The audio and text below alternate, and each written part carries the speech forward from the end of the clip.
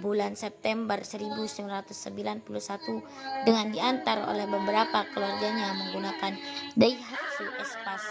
Abdul Karim dan Halimatus Syadiah memulai hijrah dalam rangka dakwah dan menyebarkan ajaran-ajaran Allah dan Rasulnya Shallallahu Alaihi Wasallam di Bayan.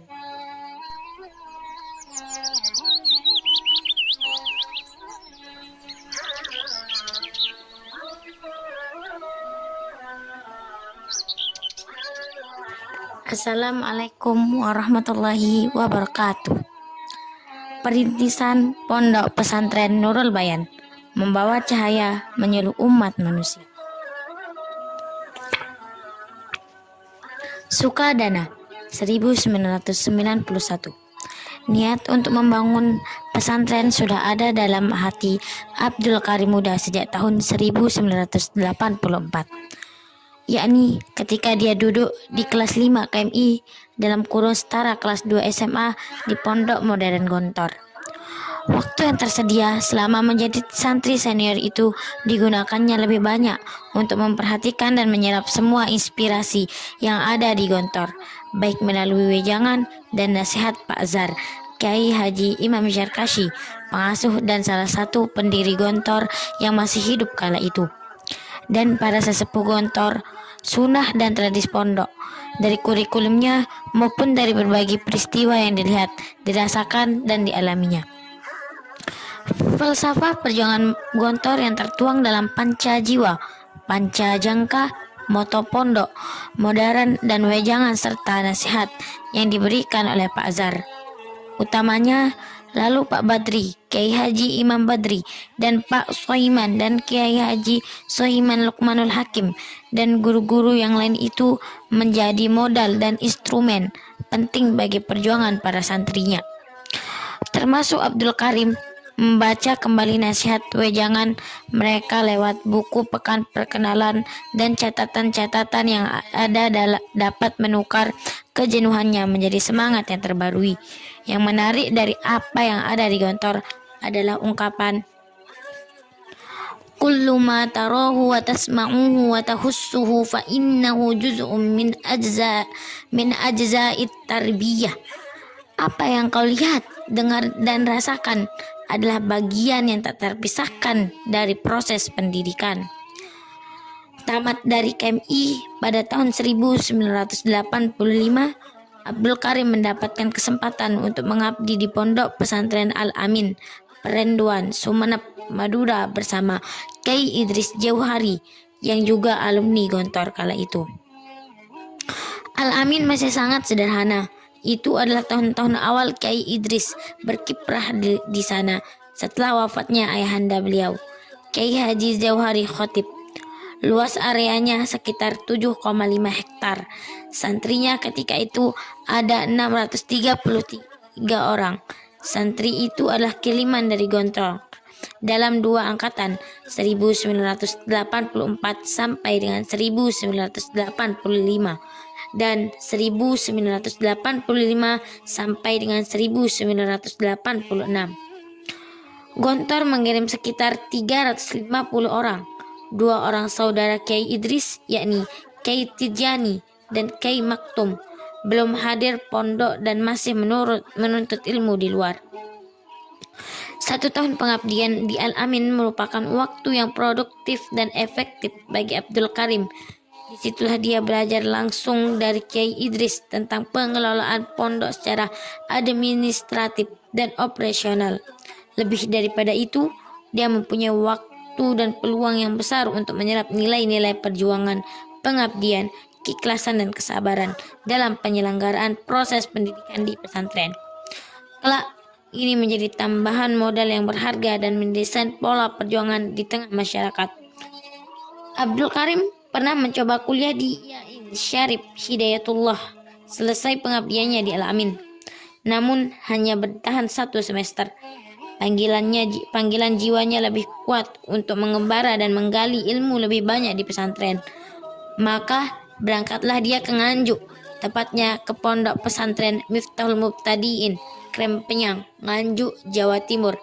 Ini adalah pondok salaf yang dikelola oleh kakeknya, Kiai Haji Ghazali Manan selama 1 tahun di sana 1986 sampai dengan 1987. Dia mendapatkan asupan tambahan tentang nilai-nilai kepesantrenan. Selain itu, tambahan yang dapat adalah penguatan pengetahuan di bidang Nahu, Sorof, Kutubut Turats, kitab-kitab klasik, cendekiawan, dan ulama muslim abad pertengahan. Selepas dari Kerempenyang, Abdul Karim melanjutkan pendidikannya ke Irak. Kurang lebih 3 tahun dia di sana. Sekembalinya dari Irak, Abdul Karim merasa sudah saatnya untuk mengamalkan ilmu-ilmu yang didapatkan selama proses pendidikannya itu. Dengan kata lain, dia harus segera melangkahkan kaki di medan dakwah. Namun ada satu bekal lagi yang harus dimilikinya, yakni pendamping hidup.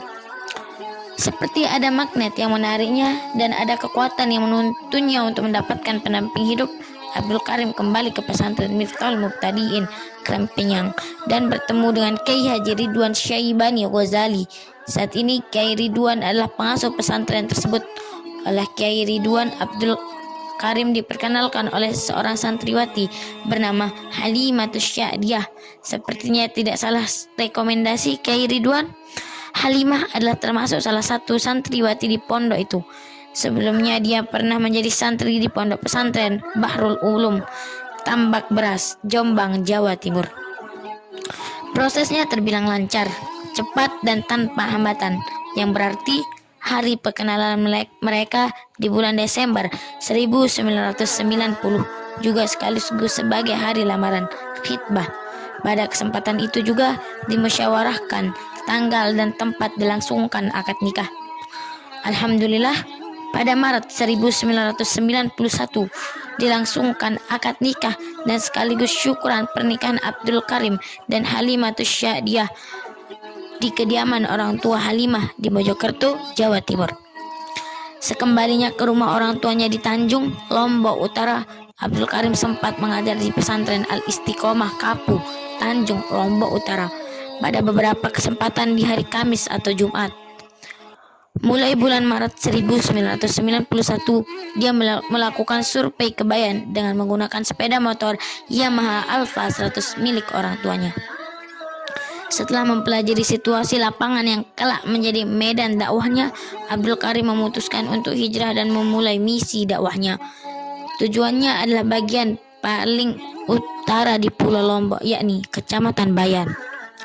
Dengan bekal pengetahuan yang cukup, persiapan dana seadanya, serta bersama istri setia dan siap mendampingi dalam suka dan duka, maka tidak ada alasan lagi untuk surut ke belakang.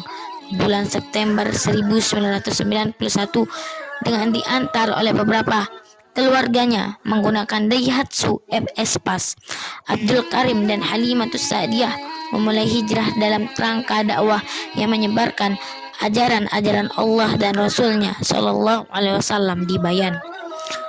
Lokasi yang ditunjunya adalah daerah yang populasinya penduduknya lumayan ramai dan dekat dengan masjid. Itulah desa yang bernama Sukadana. Di situ sudah ada masjid yang berjarak kurang lebih 50 meter dari jalan utama Bayan. Abdul Karim dia menyewa lahan persis di depan masjid tersebut. Lahan seluas 400 meter itu disewa dari Raden Somali, penduduk setempat. Dan di atas lahan tersebut Abdul Karim membangun rumah sederhana 6 kali 6 meter yang hanya berdinding gedek. Kala itu tidak ada listrik dan air. Untuk penerangan malam hari digunakan teplok, sedangkan untuk memenuhi kebutuhan air Abdul Karim memintanya ke Raden Somali dengan menggunakan selang. Begitulah keadaan yang dialami sepasang mujahid muda tersebut pada awal kedatangan mereka di Bayan. Namun itu semua tidak menjadi penghalang untuk menjalankan misi dakwah. Langkah pertama yang dilakukan dalam menjalankan misi dakwahnya adalah membaur dengan masyarakat dan berdakwah secara halus dan informal. Proses membaur, silaturahim dan berdakwah secara halus dilakukannya terus-menerus selama kurang lebih 3 bulan pertama sejak kehadirannya di Sukadana. Di antara tema pembicaraan dalam Anjang Sana dan silaturahim itu adalah tawaran Abdul Karim untuk mengajarkan anak-anak mereka membaca Al-Quran dan praktik ibadah sehari-hari secara gratis. Tawaran ini disambut baik oleh mereka. Maka ketika Abdul Karim memulai proses pendidikannya informalnya ini, banyak anak-anak dari masyarakat tersebut yang ikut di dalamnya. Sekian, wassalamualaikum warahmatullahi wabarakatuh.